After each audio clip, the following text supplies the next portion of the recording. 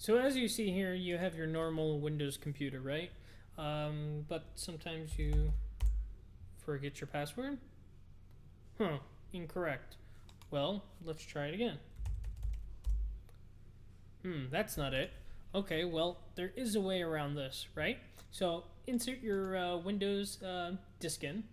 And when I say that, I mean your USB. In my case, since we're doing it in a virtual environment, we're using an ISO image. So assume you popped it in now. We'll restart the machine.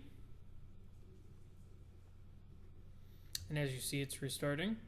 And what we're going to do is basically bypass the security so we can get in and not really have to worry about a password, right? So we're starting up the Windows installation. Takes a moment.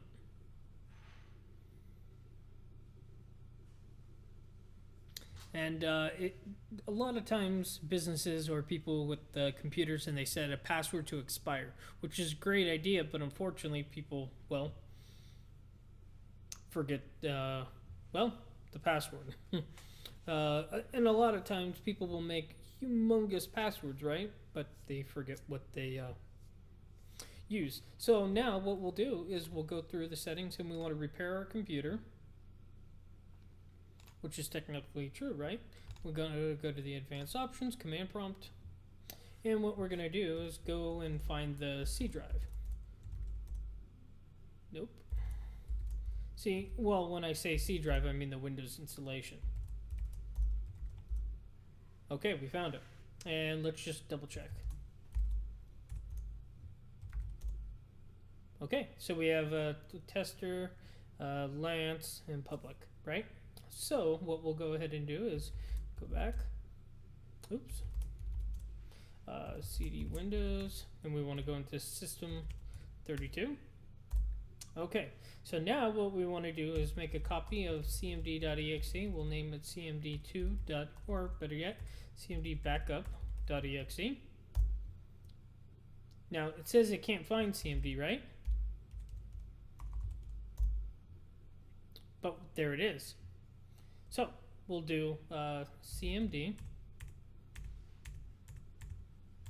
and if you notice, it showed cmd, right? That's okay. So it made a copy of cmd. Fine, we'll live. So let's go ahead and go to rename cmd.exe to utilman.exe, and it says that can't be found, right? But yet there it is. So we know it's there because we won't be able to open it, right? Yes, and that's a message that you will see. So we know that's there, and we know it did work because, again, cmd backup is there, and cmd.exe nowhere to be found. So we do know it exists. Now you may be able to get it to say that it may be completely fine on your end. And maybe it says it was successful, maybe not. But in a lot of times, especially in Windows 8.1, I've noticed that it's a hit and miss. Sometimes it'll say it can't find the file, and sometimes it'll open cmd.exe. I can't explain it. So it's kind of a hit and miss whether it'll say successful or, well, not successful, but it won't show anything. Just like in Linux, if the command was successful, it just goes to the next line. So let's go ahead and get out of here. We know it's there.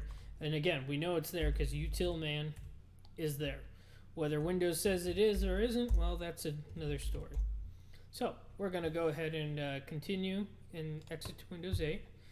Remove your USB drive, or stick rather. So I'll go ahead and remove my virtual one. And now it'll load up Windows for us.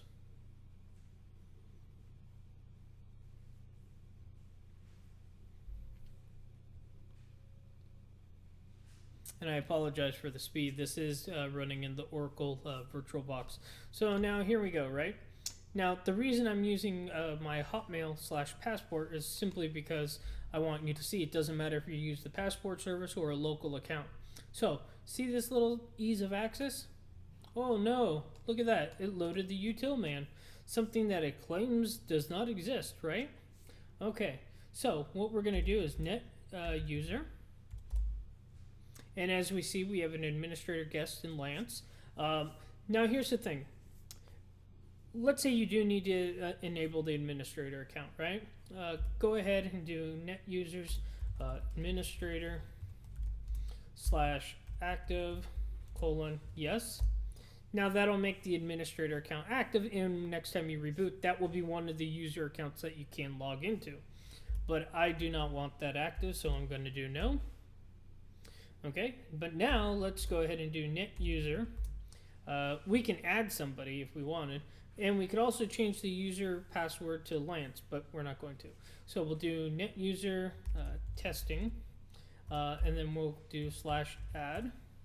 Oh, we'll probably need a password. We'll put what everybody loves, hacked /add. That's good. Now if we type net users, none. Oop, I'm sorry, net users. We have administrator, guest, Lance, and testing. Great. So we can always get rid of testing. Now, if you want that as a backup account, you could always do, instead of /add, we'll do /active, no. And then, again, if you do net users, it'll still be there because it is an added account, but it's not active. But just for this, just to show you, we're going to reactivate it, right?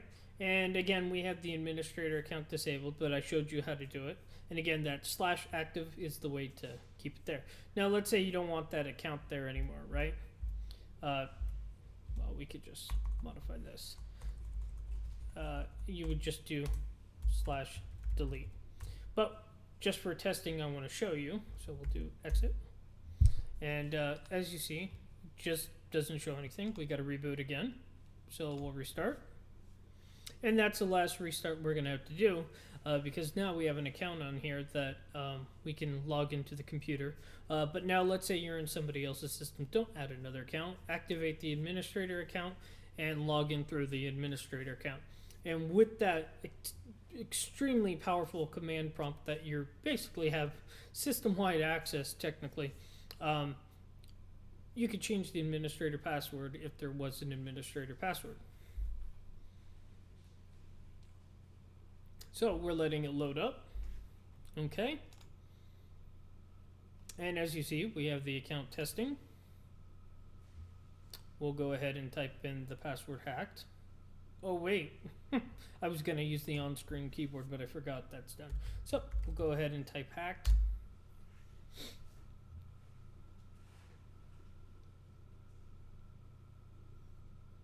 And instead of talking you through this, you know this is what you're forced to see on any new user account in Windows 8/8.1. Now, if you're on Windows 7 and doing this, you won't have to see this long, stupid message because that's obviously not for Windows 7. This is strictly a Windows 8 thing. So, but this will work in Windows 7, 8, and 8.1. Anyways, I'm Lance for the Tech News Show. Hope this was useful for you.